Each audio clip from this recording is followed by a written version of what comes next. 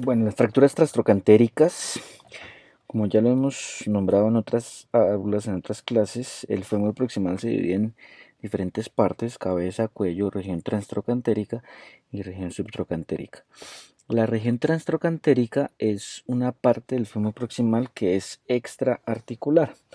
Esto, al no tener un compromiso con la circulación, como lo hemos revisado en las otras charlas sobre la vascularización del cuello femoral, de la cabeza, al esta irrigación no estar comprometida, por eso es que las fracturas transtrocantéricas las podemos tratar siempre con osteosíntesis.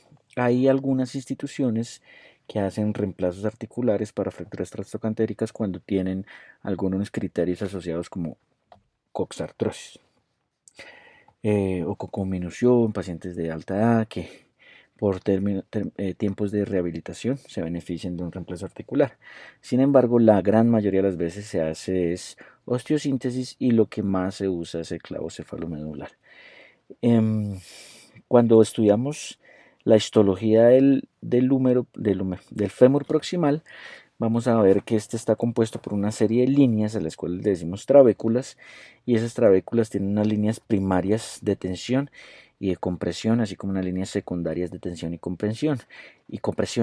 Esas líneas se entrecruzan y van a formar esta parte del fémur proximal, la cual le decimos cálcar, que es considerado la parte más rígida, más fuerte del hueso, y es por eso que en esta región es donde debemos colocar el tornillo cefálico o la hoja helicoidal cefálica.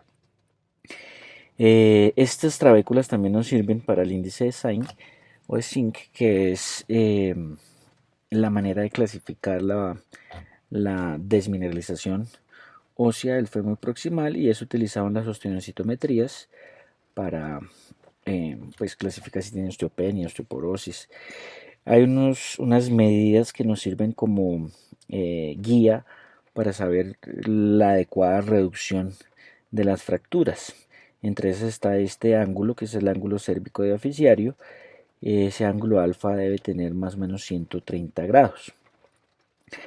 Tenemos también el índice de Gardner, diferente de la clasificación de Gardner, que es en una P, basándose desde la línea de la cortical medial hacia el cálcar, debe haber un ángulo de 160 grados, y en el perfil pues debe estar completamente alineado a 180 grados.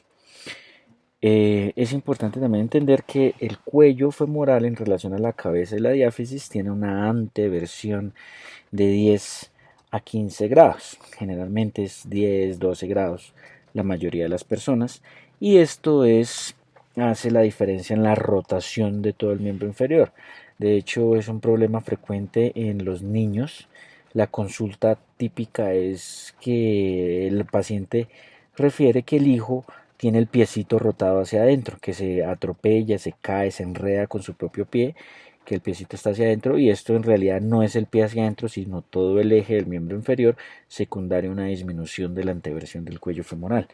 Y esto tiene una importancia en la hora de posicionar el material de osteosíntesis, ¿no? Tener en cuenta esa anteversión para colocar el dispositivo. La clasificación que más se usa es Tronzo, que nos va a dividir las fracturas trocantéricas en estables e inestables, y de hecho también nos permite entender el criterio del tipo de osteosíntesis que se puede utilizar. Como lo he citado en otras charlas, en Colombia estos criterios no se tienen tan en cuenta, por lo que aquí en Colombia no hay restricción en el uso de material de osteosíntesis, y podemos darnos el lujo de utilizar lo mejorcito que hay en el mundo de la traumatología, que es en este caso, para este tipo de fracturas, los clavos cefalomedulares con hoja helicoidal, algunos con aumentación inclusive, que significa el cemento presurizado a nivel de la cabeza para aumentar la estabilidad. Sin embargo, en otros países no funciona así, y entonces hay que tener en cuenta los criterios como los centímetros que tiene la cortical lateral para poder saber si se puede utilizar un DHS, si tiene un trazo reverso, por ejemplo, en las tronzos 5, 6, en las tronzos 6, para ver si se puede utilizar un DCS, o si se puede o si, bueno, para especificar el tipo de material. Hay otras placas que se llaman placas en L que tienen pues un poco más difíciles de usar porque no se puede fallar en la hora de hacer el corte. Pero acá, pues ya saben que siempre que tiene una fractura transtrocantérica es igual a clavo cefalomedular. Estas son las líneas de Lowell, son las líneas que se utilizan en la fluoroscopia para realizar las maniobras de reducción, y una vez tenemos una reducción adecuada en el AP y en el perfil, pues podemos proceder a hacer la osteosíntesis. Hay unos criterios para realizar esta osteosíntesis, esto se llama el índice de Baumgarten, donde tenemos que tener en cuenta los siguientes criterios.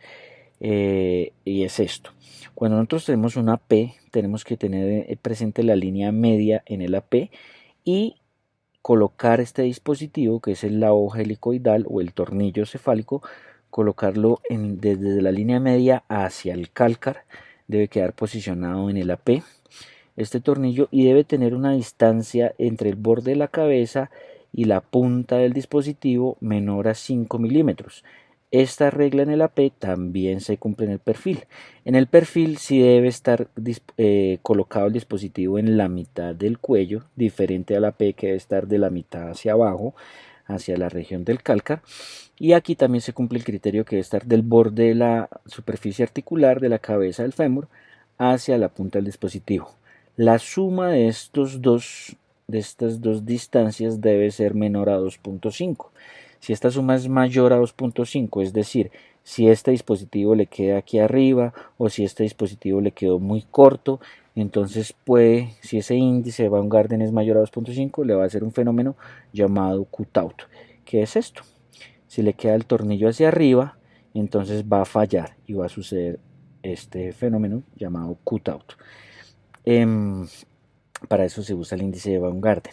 Los dispositivos que podemos utilizar es esto, que es el famoso DHS, que es una placa con tornillo deslizante y tiene un ángulo de 135 grados.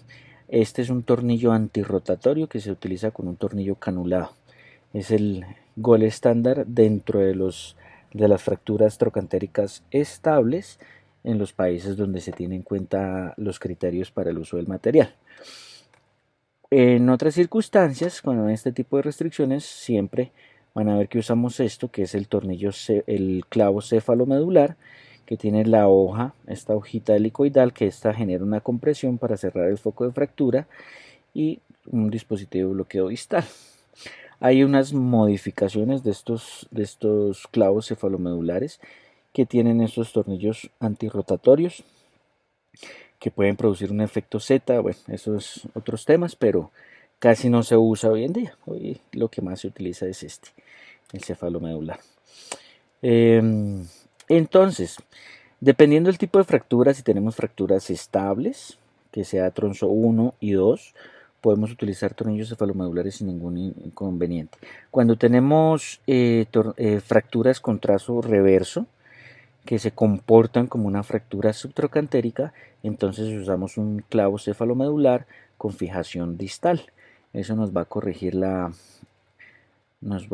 el defecto. Sin embargo, pues a modo de cultura general, para que lo sepan, este es el dispositivo que se llama DCS, que funciona como un tornillo deslizante igual que el DHS, solo que este tiene una inclinación de 90 grados, que se utiliza también para este tipo de fracturas con trazos reversos, y el DHS, que se utiliza para fracturas estables.